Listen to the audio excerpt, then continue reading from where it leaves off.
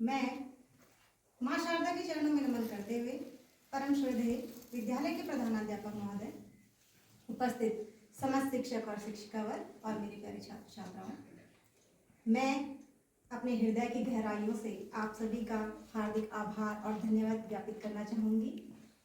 Sir ने पूरे विद्यालय परिवार में मुझे इतना सम्मान दिया, अपार स्नेह दिया, उसके लिए बहुत बहुत धन्यवाद। और जैसा कि सर ने आपको मेरा परिचय तो थोड़ा बहुत दे दिया है, मेरा नाम आयशा शाह है और मैं इस विद्यालय की भूतपूर्व छात्रा रही हूँ।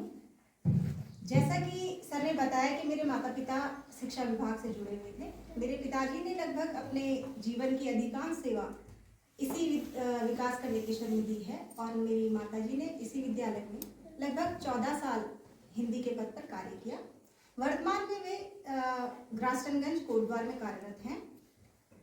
अब मैं बात करती हूँ अपने वक्तव्य की। उससे पहले चूंकि ये मेरा विद्यालय है और मुझे इस विद्यालय में आकर आज जो अनुभूति हो रही है, आप एक मान सकते हैं कि जैसे एक विवाहित कन्या को अपने मायके में आने पर होती है, ऐसे ही मुझे कुछ हर्ष और कुछ ऐसा मतलब मिक्स इमोशंस है। मेरी फीलिंग्स ऐसी है कि क्या करूँ। अगर इन दीवारों पे भी अगर जान होती तो मैं इनको भी हक कर लेती।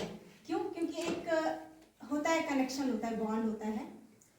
तो मैं शुरू करना चाहूँगी। उससे पहले प्रणाम मेरे अध्यापक, प्रणाम मेरे उद्धारक, प्रणाम मेरे अध्यापक, प्रणाम मेरे उद्धारक। जनक और जननी से ज़्यादा आपका सम्मान है।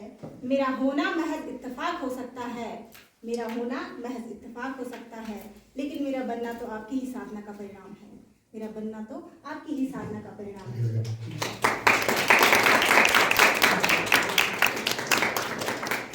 जैसा कि मैंने आपको बताया कि मेरे माता पिता इसी कार्य क्षेत्र से जुड़े हुए थे, तो हमारी जो शिक्षा दीक्षा है वो सभी भाई बहनों की यहीं से ली।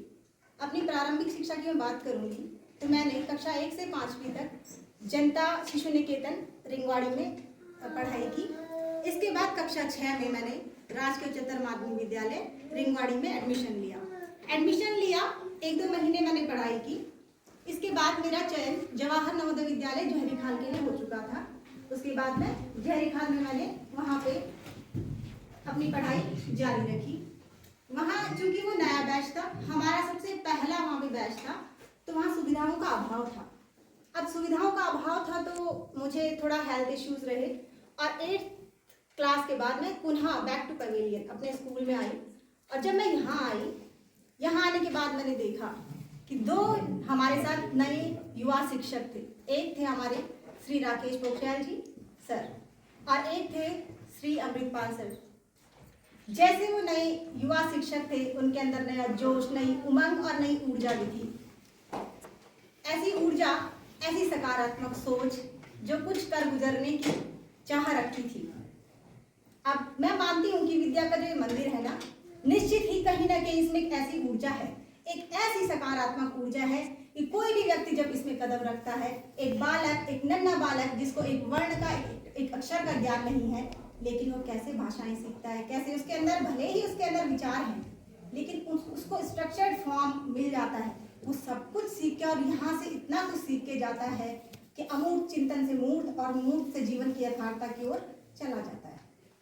और उसी का परिणाम है। मैं फिर से वापस आना चाहूँगी कि जब हम आए यहाँ 9th क्लास में, 8th-9th क्लास में मैंने रीएडमिशन लिया यहाँ पे, तो सर थे, तो उस वक्त हमें इतना पता था, मुझे इतना मैं जानती थी कि क्लास में एक अच्छी पोजीशन लेके आनी है, अच्छी पढ़ाई करनी है। लेकिन डिफरेंस कहाँ था? सिर्फ फर्स्ट क्लास तक सोच यहाँ तक थी, क्लास में फर्स्ट आना है। बट सर ने हमें क्या बताया, रियली में इससे पहले हम नहीं जानते थे कि परसेंटेज की भी कोई मायने होते हैं। सर ने बोला फर्स्ट क्लास तक ही मत सोचो, आप परसेंटेज की सोचो, 80s में सोचो, 90s में सोचो, आप भी तो टॉप कर सकते हैं। आपके जैसे ही वो बच्चे जो उत्तराखंड टॉप कर रहे हैं, जो नीट एग्जाम क्रैक कर रहे हैं, उस टाइम पीएमटी हुआ करता था। तो ये चीज़ करी। उसके बाद सर ने हमें बताया कैसे टाइम टेबल बनाया जाता है। हमने क्या किया, आप एज यूजुअली, अब तो स्टूडेंट काफ़ी स्मार्ट हो चुके हैं। उस टाइम पे क्या होता था, एग्जाम से पहले कुछ दिन पहले आपने पन्ने पलटाए, जो सर ने पढ़ाया वो पढ़ा, रिवीजन किया और हो गया, है ना। मार्क्स भी अच्छा आते थे, लेकिन हमको सिर्फ मार्क्स नहीं सोचना, हमें कुछ कंस्ट्रक्टिव करना है, कुछ अच्छा करना है, एक अच्छे स्तर पे जाना है, सिर्फ पढ़ाई से नहीं, हमें क्या करना है, अपनी हर एक हमारे ऑल राउंड डेवलपमेंट की बात हम करते हैं। तो एक टाइम टेबल बनाए। टाइम टेबल का मतलब होता है कि आपने डेली रूटीन में अपनी चीज़ों को लेके आना है। आपने हर सब्जेक्ट को, हर विषय को आपने अपना ध्यान देना है, पढ़ाई करनी है, टाइम बनाना है। और फोकस किस में होता है आपका? सर ने बताया कि कैसे आपने एक गोल डिसाइड करो। गोल, ऐसा गोल है, एक लक्ष्य, और गोल ओरिएंटेड आप उसके ऊपर वर्क करो। जब आपका एक गोल डिसाइड होगा, आप सोचो, आपको ये सोचना है कि I have to do this, और फिर दुनिया की कोई शक्ति नहीं जो आपको रोक सके। सर ने यही चीज हमको बताई कि टाइम टेबल बनाओ।